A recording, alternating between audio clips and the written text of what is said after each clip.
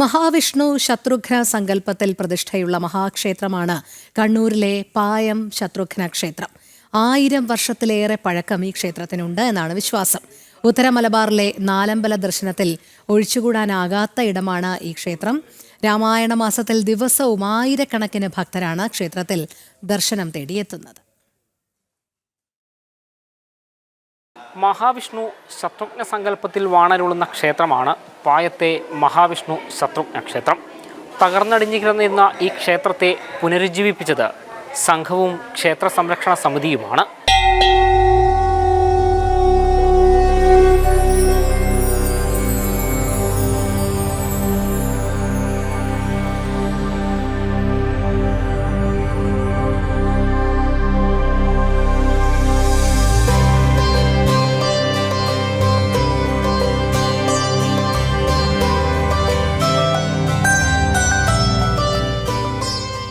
ഉത്തര മലബാറിലെ അപൂർവമായ ക്ഷേത്രങ്ങളിലൊന്നാണ് പായം മഹാവിഷ്ണു ശത്രുഘ്ന ക്ഷേത്രം. നൂറ്റാണ്ടുകളായി തകർന്നടിഞ്ഞു കിടന്ന ക്ഷേത്രം ദേവചൈതന്യം നിറഞ്ഞു നിൽക്കുന്നതായി പ്രശ്നചിന്തയിൽ തെളിഞ്ഞതോടെയാണ് പായം ഗ്രാമത്തിൻ്റെ ഐശ്വര്യമായി ഈ ക്ഷേത്രം നവീകരിക്കപ്പെട്ടത്. ക്ഷേത്ര സംരക്ഷണ സമിതിയുടെ കീഴിൽ വിശ്വാസികൾ കൈമെയ്മറന്ന് ഒരുമിച്ചതോടെയാണ് പുനരുദ്ധരിക്കപ്പെട്ടത്. വൃത്താകാരത്തിലുള്ള ശ്രീകോവിലാണ് ഈ ക്ഷേത്രത്തെ വേറിട്ട് നിർത്തുന്നത്. ക്ഷേത്ര നിർമ്മാണം പൂർത്തിയായതോടെ പായം എന്ന നാടിൻ്റെ മുഖച്ഛായ തന്നെ മാറി. പുനരുദ്ധാരണവും പ്രതിഷ്ഠയും നടന്നതിന് ശേഷമാണ് കണ്ണൂർ ജില്ലയിൽ നാലമ്പല ദർശനം സാധ്യമായത്.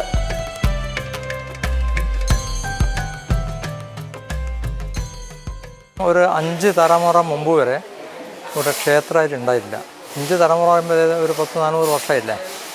അത്രയും വർഷം മുമ്പ് ക്ഷേത്രം ഉണ്ടെങ്കിലേ പറയാൻ പറ്റും. കാരണം 5 തലമുറ വരെ ഏകദേശം നമുക്ക് വിവരം കിട്ടും. കാരണം അച്ഛൻ്റെ അച്ഛൻ ഒക്കെ പറയുന്നത് കേട്ടിട്ട് അങ്ങനെ സംഭവമേ ഉണ്ടായിട്ടില്ല. വെറും ഒരു ക്ഷേത്രത്തിൻ്റെ തകർന്നടിഞ്ഞ് കിടക്കുന്ന ആ ഒരു വട്ടശ്രീകോല് അത് പ്രാധാന്യമാണ്. വട്ടശ്രീകോല് വളരെ കുറവായിട്ടേ ഉണ്ടാവും. അതേരില്ലേ. അപ്പോൾ അത് ആണ് അതിൻ്റെ ഏറ്റവും വലിയ പ്രാധാന്യം. പിന്നെ അവിടുന്ന് ഇങ്ങോട്ട് ഈ പറഞ്ഞ നിർമ്മാണ പ്രവർത്തനം തുടങ്ങിയതിന് ശേഷമാണ് നാലമ്പലയാത്ര ശരിക്കും സജീവമായത്. പിന്നെ പഴക്കം എന്ന് പറയാൻ ഒരാൾക്കും ഓർമ്മയില്ല. ഒരു 5 തലമുറപ്പെട്ടവരുടെ ഒരു വിവരമില്ല. അതിൻ്റെ ഒരു അത്രയും പഴക്കം എനിക്കൊന്ന് ഏറ്റവും ചുരുങ്ങുന്നത് ഒരു 1000 വർഷം മുമ്പ് മാത്രമേ ഇവിടെ ഇതുണ്ടാവും. കാരണം അതിനൊരു തെളിവ് എന്ന് പറയാൻ മണിക്കിണറുണ്ടല്ലോ. മണിക്കിണർ എന്ന് പറയുന്നത് സംഭവം നമ്മൾ നിർമ്മാണ പ്രവർത്തനങ്ങൾ മണിക്കിണറൊന്നും ഇല്ല. അതൊക്കെ ഇങ്ങനെ മണ്ണും കൂടി കിടക്കുക കംപ്ലീറ്റ്. അപ്പം നമ്മുടെ പ്രശ്നവശാൽ പറഞ്ഞിങ്ങനെ ഇവിടെ മണിക്കിണറുണ്ട്, നിങ്ങളത് കുഴിച്ചാൽ ഇവിടെ ഉണ്ട് പറഞ്ഞു.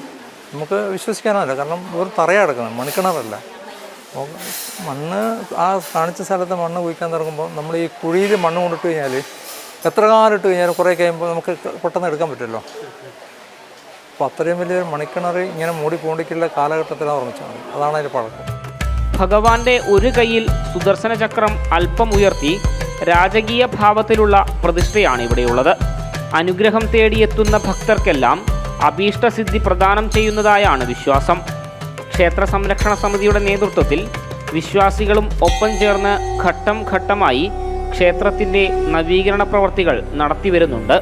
ആധ്യാത്മിക വഴിയിലേക്ക് ഒരു നാടെങ്ങനെ നടന്നു കയറുന്നു എന്നതിൻ്റെ നേർസാക്ഷ്യം കൂടിയാണ് പായം മഹാവിഷ്ണു ശത്രുഘ്ന ക്ഷേത്രം.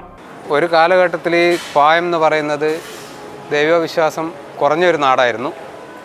ഈ ക്ഷേത്രത്തിൻ്റെ ഉയർച്ചയോട് കൂടി ഈ ഗ്രാമത്തിൻ്റെ അന്തരീക്ഷം തന്നെ മാറും എന്ന് പറഞ്ഞ് സ്വർണ്ണപ്രശ്നം അതുപോലെ പ്രശ്നചിന്തകൾ പറഞ്ഞിട്ടുണ്ട്.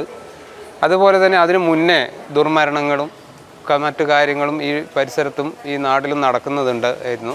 അങ്ങനെ പല ആളും അവരവരുടെ വീടുകളിൽ നടക്കുന്ന ബുദ്ധിമുട്ടുകൾ പരിഹരിക്കാൻ വേണ്ടി പ്രശ്നചിന്തകൻ്റെ അടുക്ക പോകുമ്പോൾ അവർക്ക് കിട്ടുന്ന വിവരം ഇതുപോലെ തകർന്നടിഞ്ഞ് കിടക്കുന്ന ഒരു ക്ഷേത്രം അവിടെ എവിടെയോ ഉണ്ട്. അത് പുനരുദ്ധരിച്ചാൽ മാത്രമേ ഇനി അങ്ങോട്ട് ഈ ആ ഗ്രാമത്തിൻ്റെ ഉയർച്ചയ്ക്ക് മുതൽക്കൂട്ടാവൂ എന്നുള്ള വിവരം എല്ലാ വീടുകളിൽ നിന്നും ഇങ്ങനെ ഉയർന്നു വരാൻ തുടങ്ങിയപ്പോൾ നാൽക്കാലികൾ മരണം അങ്ങനെയുള്ള ഇതെല്ലാം കണ്ടതിന് ശേഷമാണ് നമ്മുടെ ഈ ക്ഷേത്രം ഇതുപോലെ തകർന്നടിഞ്ഞ് കിടക്കുന്ന ഒരു സ്ഥലം ഈ നാട്ടിലുണ്ട്. അത് സ്വകാര്യ വ്യക്തിയുടെ കയ്യിലാണ്. അങ്ങനെ നാട്ടുകാരുടെ ഒരു കമ്മിറ്റി പായം ഗവൺമെൻറ് UP സ്കൂളിൽ ചേരുകയും മൺമറിഞ്ഞുപോയ KG മാരാരുടെ ജ്യേഷ്ഠൻ KB മാരാർ ഇവിടെ വരികയും നാട്ടുകാരുടെ ഒരു സംയുക്ത യോഗത്തിൽ സംസാരിച്ച് അങ്ങനെ ഒരു കമ്മിറ്റി ഫോം ചെയ്ത് ആ കമ്മിറ്റിയുടെ പ്രവർത്തന ഫലമായി ഇന്ന് ഈ നാട്ടിലെ എല്ലാവർക്കും, നാട്ടിലേന്ന് മാത്രമല്ല ഈ ഇരിട്ടി പട്ടണത്തിന് ഇങ്ങോട്ട് എല്ലാ ജനങ്ങളും സഹകരിക്കാൻ തുടങ്ങി. ഒരു 2-3 കൊല്ലം 2019 നമ്മുടെ പ്രതിഷ്ഠ കഴിഞ്ഞതിന് ശേഷം നാലമ്പല ദർശനത്തിൻ്റെ ഒഴുക്ക് തിരുവനന്തപുരം മുതൽ കാസർഗോഡ് വരെ ജനങ്ങൾ ഇവിടെ എത്താൻ തുടങ്ങിയിട്ടുണ്ട്. സുദർശന ചക്രം ഭഗവാന്റെ സന്നിധിയിൽ സമർപ്പിക്കുന്നതാണ് ഇവിടുത്തെ പ്രധാന വഴിപാട്. രാമായണ മാസത്തോടനുബന്ധിച്ച് ദിവസവും രാമായണ പാരായണവും ഇവിടെ നടക്കുന്നു. പായം ശത്രുഘ്ന ക്ഷേത്രത്തിലെ ദർശനം കഴിഞ്ഞ് രാമായണ മാസത്തിലെ പുണ്യവും പേറി മനസ്സു നിറഞ്ഞാണ് ഭക്തർ ഇവിടെ നിന്ന് മടങ്ങുന്നത്.